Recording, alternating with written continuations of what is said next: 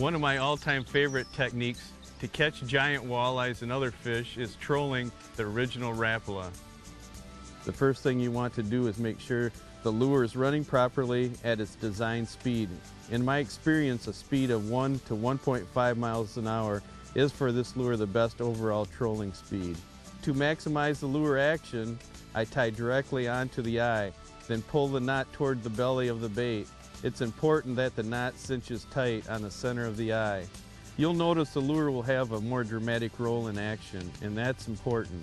Then I simply let out about 75 feet of line in back of the boat and move along. As I'm trolling along at a specific depth, in this case 5 feet, I intermittently jig the lure. This additional wiggle in the wounded prey action, natural to the lure, will even trigger more bites from game fish in a neutral or negative feeding moods. To fish this original Rapala deeper, I use 3 number 7 split shot 2 to 3 feet above the lure. With this system, I can fish this original Rap into 20 feet of water just by varying the amount of line I let out in back of the boat. I keep track of how much line I'm letting out by back reeling. Every complete revolution is 1.5 feet. Generally, you'll want to get that bait within 1 to 3 feet of the bottom to be effective.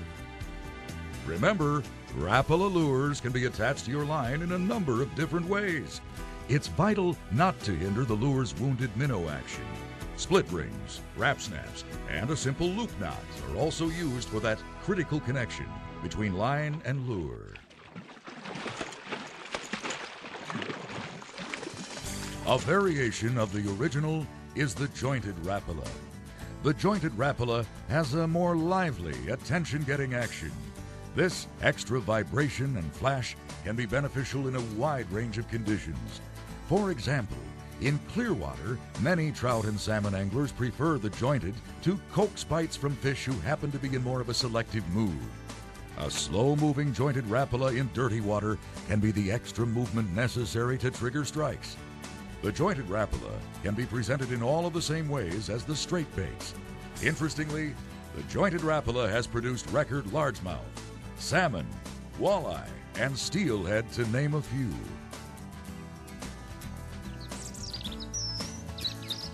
I've caught plenty of big fish below 20 feet with this original floating Rapala. To do that, I use a 3-way rig. A simple 3-way rig consists of an adjustable dropper line that goes to the sinker and 2 or 3 foot leader to the lure. With a 2-ounce sinker, I can fish this lure very deep. Generally, a medium to heavier bait casting rod spooled with 12 to 20 pound test line, depending upon what species you would be fishing for, will work. When you are 3-way rigging a Rapala, you'll want to try to fish it as vertical as possible.